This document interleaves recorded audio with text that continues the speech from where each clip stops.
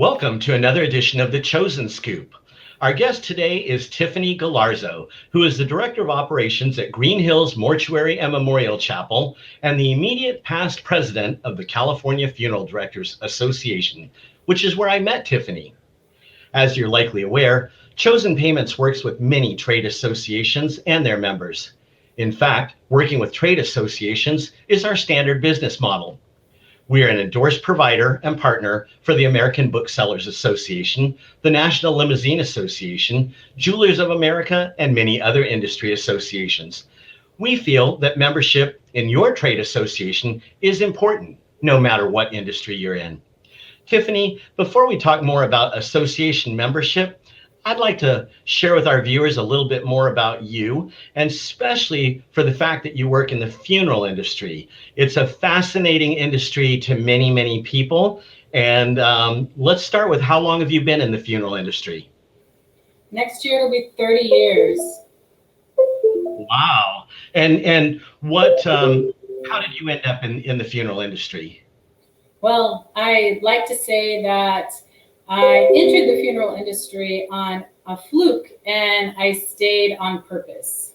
So I was in college and I had a girlfriend who was working in a mortuary, and where I was working was relocating. I needed a job for the last semester, and she said, "We're looking for a part-time nighttime receptionist. Would you like to apply?" And I said, "Are you crazy? Do you think I want to answer the phones in a mortuary at night? I don't think so." And she's like, "You don't know what you're talking about. Just come look and you'll see." And I walked in and it was the most serene, peaceful place I'd ever been. And I decided to do it for a semester and I never left.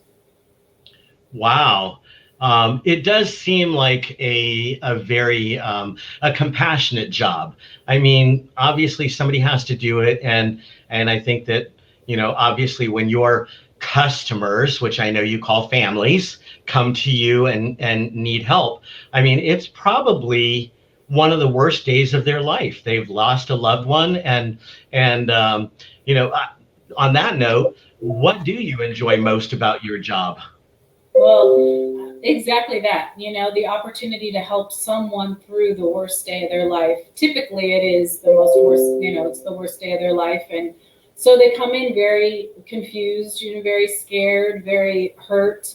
And you're able to put something together for them that really captures the essence of the individual that they loved and lost. And by the end of your time with them together, they're walking out, with their head held a little higher and thinking about the future and moving forward in the bereavement journey. So it's a privilege to be able to help support people in a way like that.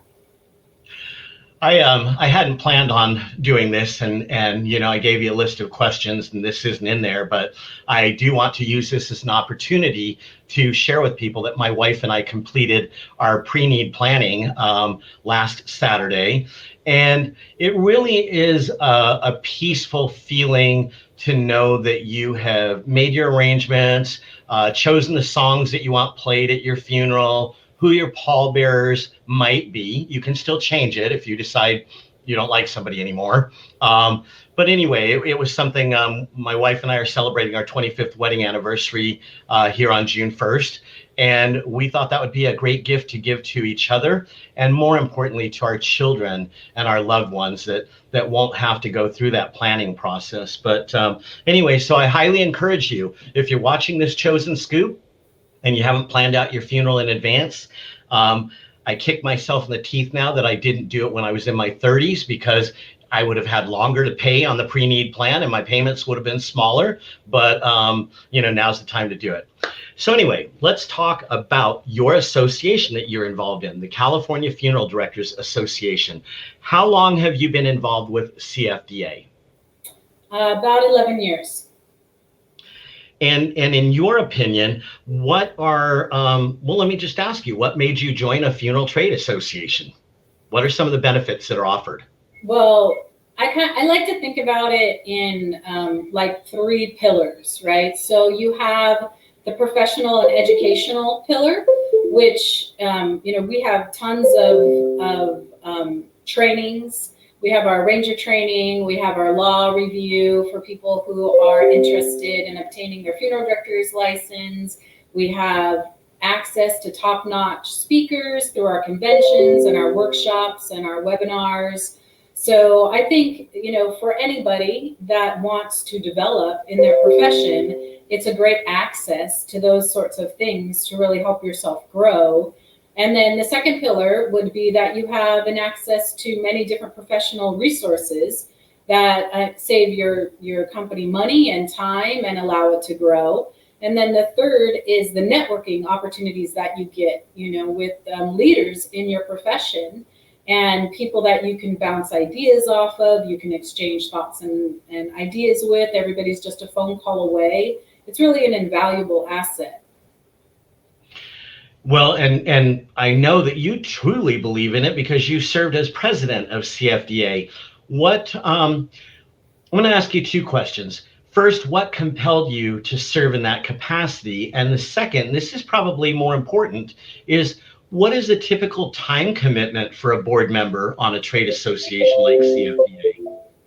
Well, it depends on what you are interested in doing. So, of course, if you want to serve as president, then there's the chairs that you need to move up in, and that takes usually about 4 years to do that. And then you'll serve time on the board before that, and you'll start off by joining some committees. And committees are a great way to get your feet wet and learn about the association and exactly what specific elements that interest you that you can add your talents to and your skills to help the association grow. I've always felt a great responsibility to give back. And I think that being part of an association is a really good way to do that. So that's what compelled me to move up the chairs, to make a difference. That's fantastic. And I think that this would apply for any trade association. It certainly belonging to your trade association gives you opportunities that you might not otherwise have, and certainly the information or the ability to exchange information between members would be helpful. And I would imagine both growing your business and operating it more efficiently combined. So some organizations, some trade associations employ a lobbyist. Does CFDA employ a lobbyist? What would you say is the main benefit of having a lobbyist represent your industry? Well, we do have a paid lobbyist, and the funeral industry is one of the most highly regulated within the state of California. And our full-time lobbyist represents us, of course, at the state legislature, as well as the Funeral and Cemetery Bureau. And in my opinion, it's one of the most important reasons to belong to an association, because there's always new rules and laws and regulations that are being introduced and updated. And it's important to have an advocate there in Sacramento who is helping to shape the decisions in a way that's beneficial for your association membership, as well as the families we serve.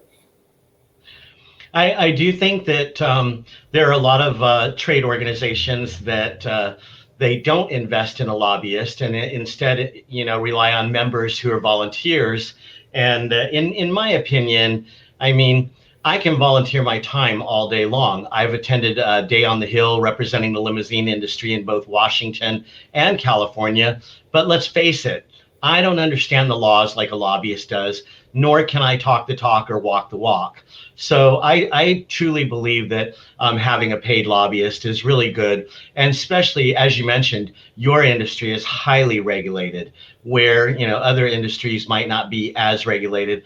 Our business here at Chosen Payments is a banking industry, so we too are highly regulated, and that is why we sponsor a lot of Day on the Hill events for different associations that we work for or work with, because we feel that it is so important that their voices be heard, whether that be in U.S. Congress or in a California State Assembly or wherever. We all need a voice. And so can I ask, are you also a member of the National Funeral Directors Association? Mm-hmm. Yes, I've had lots of dealings with NFDA, as well as ICCFA, so the International Funeral and Cemetery Association. My point in bringing that up, folks, is that if you belong to your state association, it should not preclude you from belonging to your national association. And I was just hoping that Tiffany was going to back me up on that. So got lucky on that one. As well as your local association, if you have one, I mean, that's where it starts really, is your grassroots local county, and then up to your state, and then national, and then international.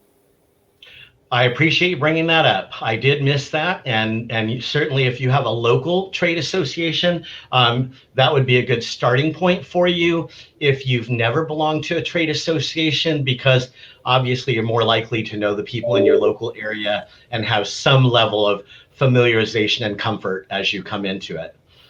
Tiffany, I want to thank you so much. We're just over 10 minutes right now, and I'm going to allow you one last opportunity to share any benefit that you might about belonging to trade associations of any kind. Any last comments? I just think that sometimes people fear that they won't have enough time, or that they, like you said, they don't know the people and they're not certain about the players. And I encourage you to take the leap, get involved. You will not regret it. And your state association, your local association, your national association is going to be better for the time, talents that you contribute. So go for it. Thank you again. We've been talking with Tiffany Gallarzo, the Director of Operations from Green Hills Mortuary and Memorial Chapel. And thank you for joining us again on another episode of The Chosen Scoop.